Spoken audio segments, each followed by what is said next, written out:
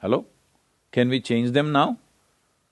So, you need to understand this, especially if you have gone through tough situations in life or horrible situations in life, let's say. Is it not important that you become wiser sooner than other people? Sooner than other people who've grown up in comfort, who do not know what it is to see those things? Is it not very important that you should become wiser? No, instead you choose that you also become miserable because they were miserable people. So let us understand this much. You have an intelligence to recognize that they are living badly. How come you don't have an intelligence to recognize you are living badly right now? And you don't even have the fundamental integrity to see if I am living badly, it is me who is making this. Because there may be situations and situations. For every one of us there are situations. In fact, the more you try to do in the world, the more and more many ugly situations you will have to face, whether you like it or you don't like it, okay? Now, because you face ugly situations, will you also become ugly? Or you will use this as manure to blossom into a wonderful flower? This is a choice that you have. So everything that hurts us, everything that in some way is negative in a given situation, whether you will become wise or you will become wounded is your choice. Do not look for ideal situations because there is no such place. There is no such place. Wherever you go, there will be something happening that you think is negative. Whether it's negative or not, I don't want to make a judgment. But in a given place, you think there is negative. A whole lot of people who have applied to get into your institution like ISB, they are all thinking if I enter ISB, it is like heaven. But I'm sure there are many people in your institution who think this is the most horrible place, full of politics, full of nonsense, full of this. Aren't there such people? Hello? I'm sure they are there, you don't become one of them. Because in every place there are issues, all right? Where there are two people, there is an issue. How we conduct these issues depends on, are we in a state of conscious response to these issues or are we in some compulsive reaction to these issues? This determines how we conduct ourselves.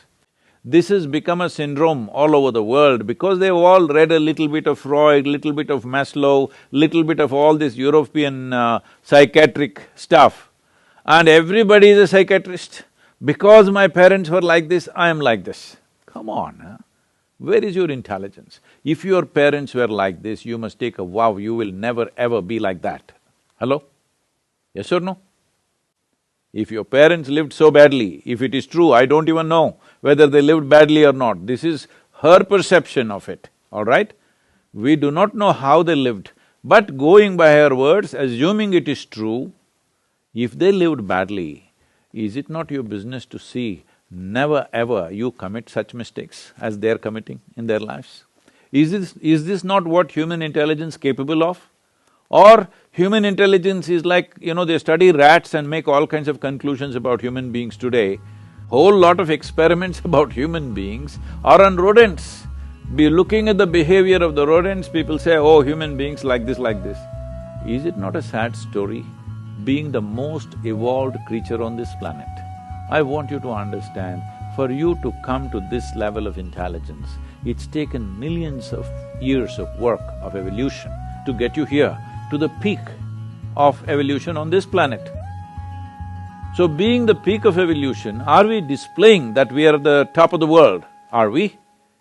No, we want to sit on somebody else's head and think top of the world. No, we are already top of the world as human beings, isn't it so? But look at the way we are behaving, all the time complaining about something or the other. Let us understand this. What the world throws at us is not necessarily your choice. But what you make out of it is entirely your choice. Yes? What you make out of it is entirely your choice. Your experience of life, this much you must come to every one of you young people, if you want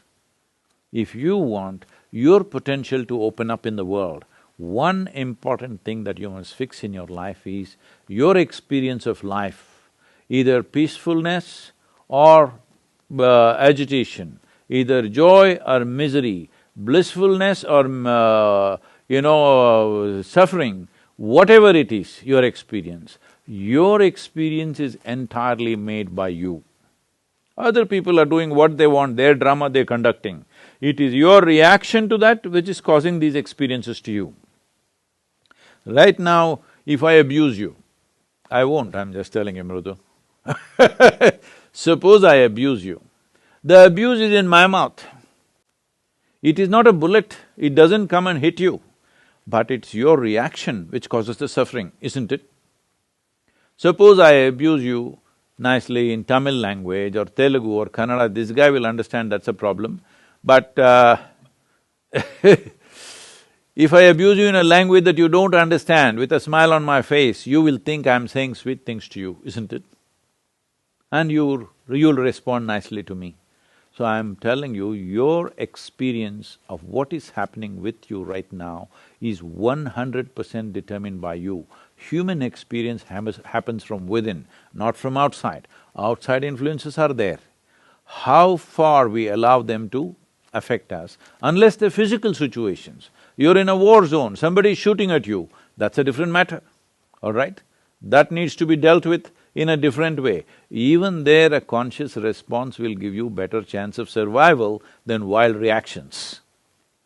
So, the privilege of being human being is this, that we have an intelligence to determine what should be our experience of life. Other creatures are in a natural, instinctive, compulsive reaction. We are supposed to be above that. But most human beings are trying to disprove this, and they are also in a compulsive state of reaction. And above all, parents.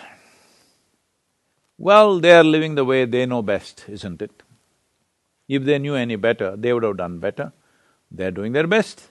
Well, they gave birth to you, which is a phenomenal thing.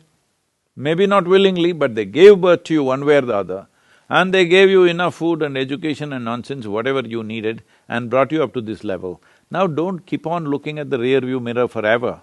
They brought you up, you've grown up into an adult, you survived, all right? Many children die early on. Parents not being able to provide, a whole lot of millions of children die in the world because parents are not able to provide for the children that they give birth to. They brought you up, you've grown up, you are in the rear view mirror. Please, leave the rear view mirror and look ahead because you can't fix your past. There is no way you can fix an yesterday, but you can create a tomorrow. Let's make that happen.